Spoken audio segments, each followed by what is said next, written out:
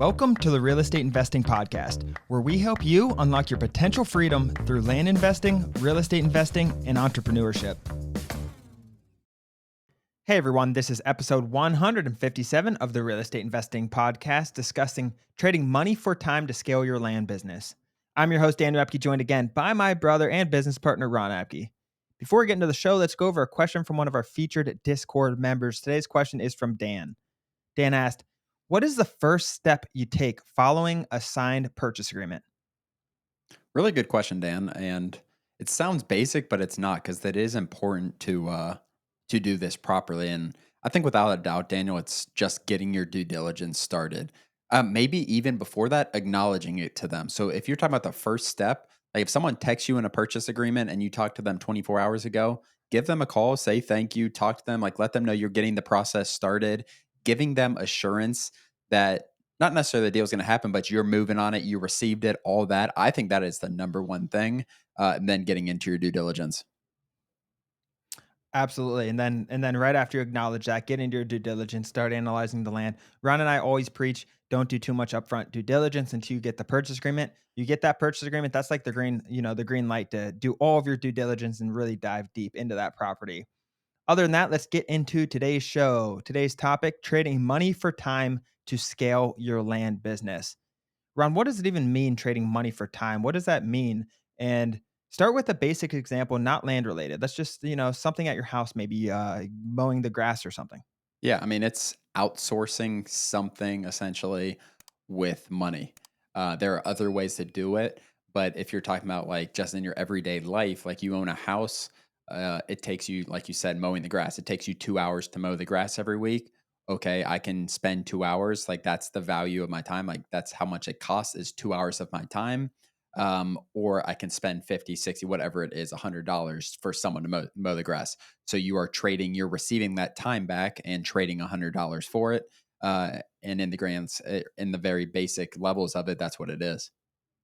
Exactly. And then you can transition this to business. So maybe you trade some things for, you trade some money for time in your business, in your personal life, mowing the grass, planting flowers, landscaping, cleaning your house, cleaning your toilets, dishes, laundry, things like that. That's somewhere where a maid or a part-time person comes in, or just a housekeeper comes in, does it, or a lawn keeper, and they do it. It's very cheap, very easy to outsource. Those are very simple things to outsource within your personal life. There are also very simple things to outsource within your business. And that's what I want to talk about here first, Ron. Easy ways in the land flipping, in the land investing space to trade money for your time. Let's start there, Ron, with some easy ways, and then we'll dive into some more advanced ways as well, because you can go anywhere from a full-time employee to just a part-time person who you got off Fiverr. Like those are both Mhm. outsourcing or even a partnership that we're going to talk about. But let's start with easy ways to trade money for time in this business model. Where to start? I think like number one, and I think that's what we talk about when we're talking about outsourcing, Dan, is the scrubbing data, a VA doing that, and it costs $5, and it might take you 30 or 40 minutes to do it yourself, and it's going to cost you $4 to $5.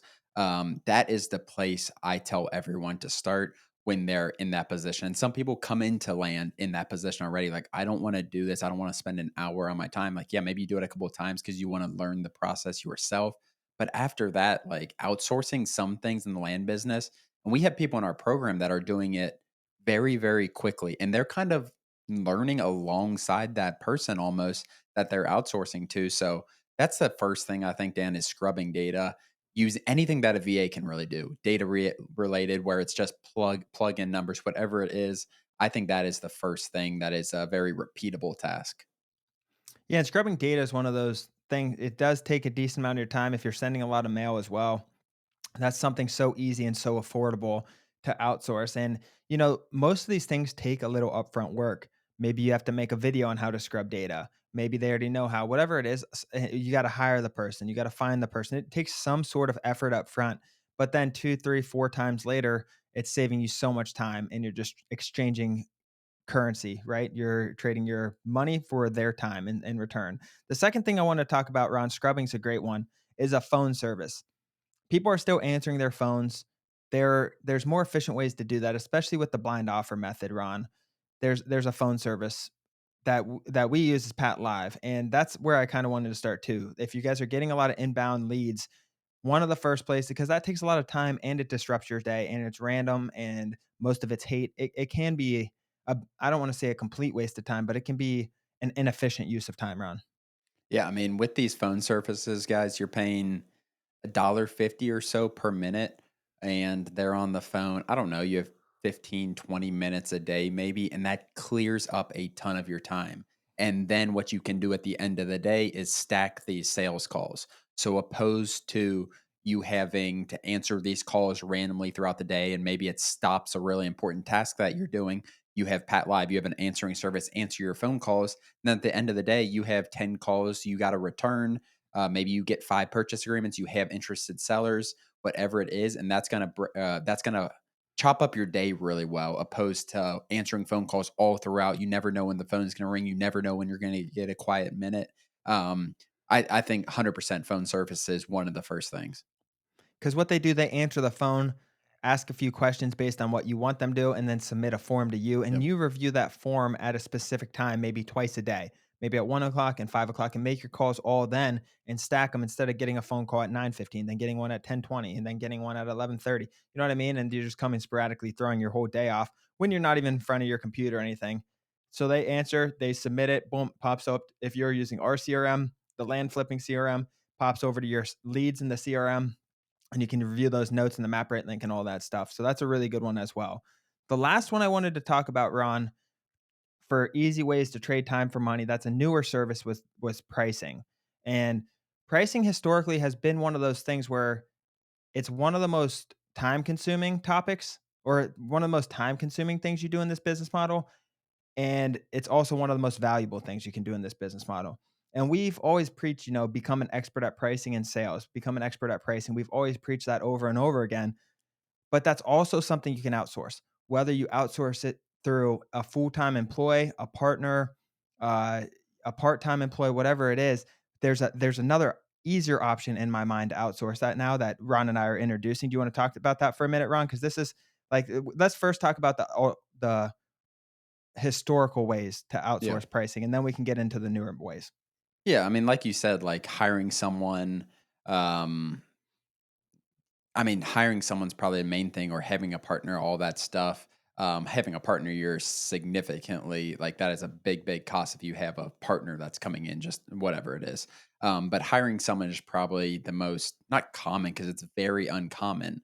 But the main thing is like what people are doing, Daniel, is spending 6, 8, 12, 20 hours on pricing. I know it for a fact. And then it's one of those hurdles that people just struggle to get past. And we have so many coaching students that we work with that also like who aren't getting mail out consistently because pricing is holding them up because it is a difficult process. It's not a cheap process by any means getting mail out. You want to be confident in it.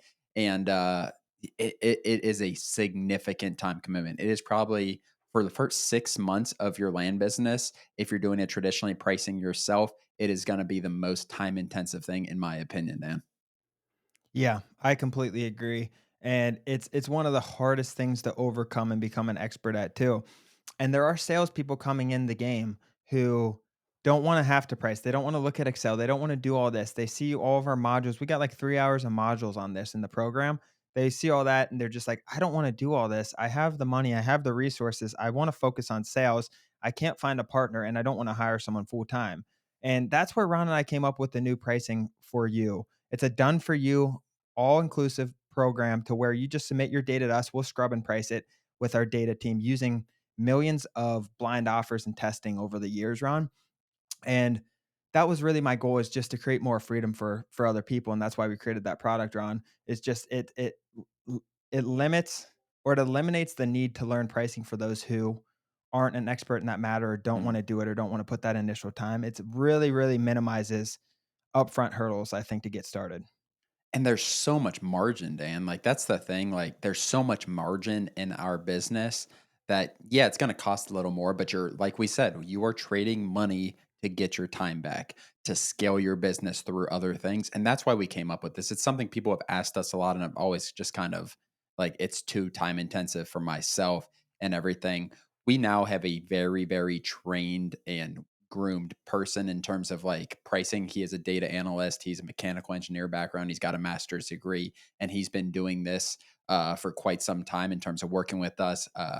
And this isn't something that we just threw out there and just having him price every single pricing thing that we go through with you guys is going to be reviewed by myself because I know the importance of pricing.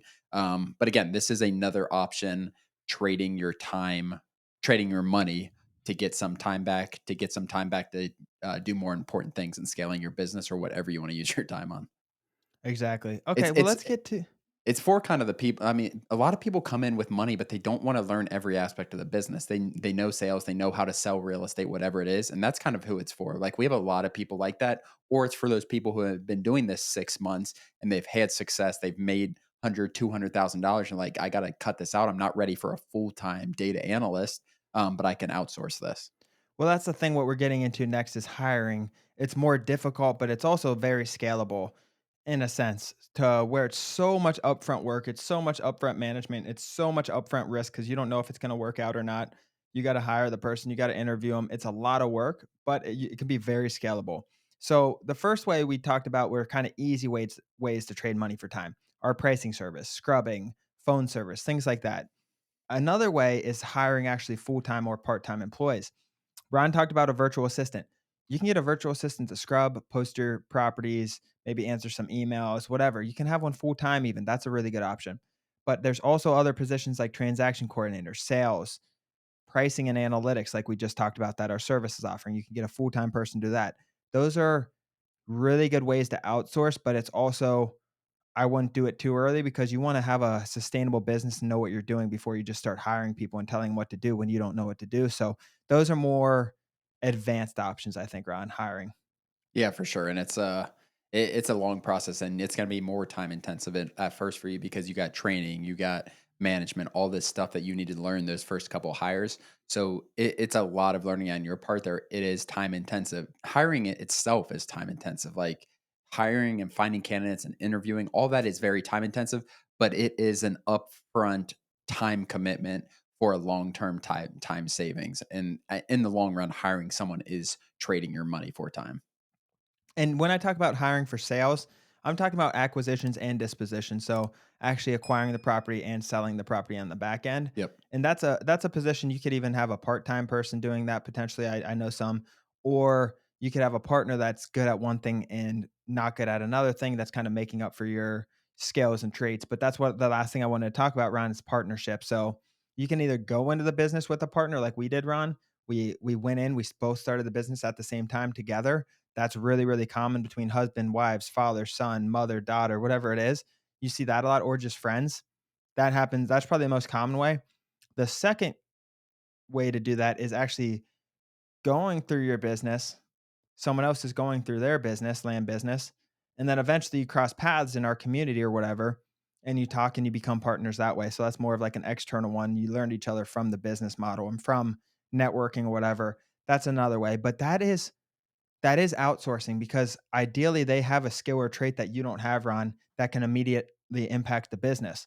Yep. And that's what you're doing. You're giving equity, which let's talk about that. That's money, Ron. You're giving equity, which is money in exchange for time. And that's why I want to talk about that because they're going to pick up roles in your organization that you won't have to do anymore and vice versa. Yeah, I mean there's a ton of value in that. Obviously, you're going to have someone who's theoretically, in theory, very dedicated. Obviously, there can be hiccups or you pick the right partner, you don't do your due diligence on someone, whatever it is. But that being said, like that is going to be a huge time saver for you having someone who's side by side. Maybe they have 20% equity, but they're side by side. They're very committed. The business making more money makes them more money, which makes you more money. And that's what it looks like. So yeah, partners are very common in this business. We also have a ton of people who don't go with partners and go the hiring route or anything like that. A lot of different options though, for sure.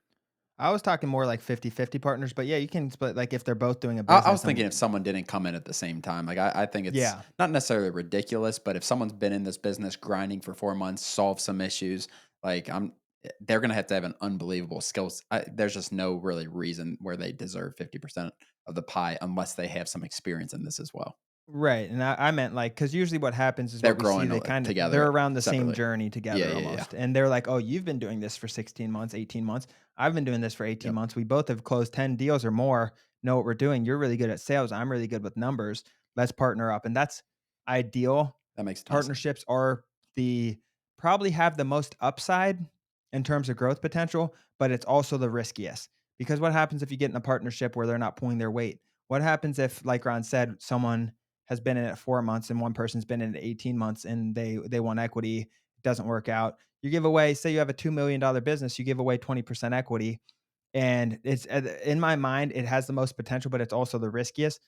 So like anything, take your time with it. Make sure, cross your T, dot your I's with a partnership, and you got to be very, very careful, because those are where you hear a lot of the horror stories with business partners, Ron. You just got to be really careful with that one. Yeah. A lot of upsides, a lot of synergy can happen, but be very cautious. Yeah, exactly. One more thing I want to touch on, Dan, before we end this is because everything we've talked about thus far is people related. You can also invest a ton of money into systems, whether it's a CRM, whether it's anything. Like there are systems where it's not necessarily people, where it's a lot of you're probably investing time and money up front because time to learn it, time to implement it, and money. But then once that system is in place, it's like clockwork. Things are automatically happening. You don't have to do as much and it will cut hours off of your day where you could still theoretically be a one man operation and growing and have less time involved. So, thinking about that aspect is very important as well. And investing money and time into implementing systems is always a good thing. Absolutely. And that's like with anything, like systems in this business, it can be you hire a operations consultant to build out your CRM to be more efficient. You automate processes. You hire an automation, specialist off Upwork, things like that. Like there, you can build out your systems very efficiently. And essentially, what you're doing is you're trading time, you're trading money and a little bit of time now for long term savings in terms of long term efficiencies with your time. So it's just investing in the future with your systems and processes in that way. As always, thank you for joining. Please do us a huge favor and like and subscribe our YouTube channel and share this with a friend. It really means the world to Ron and I, but more importantly, it could help change the life of someone else. Thanks for joining, and we'll see you next episode.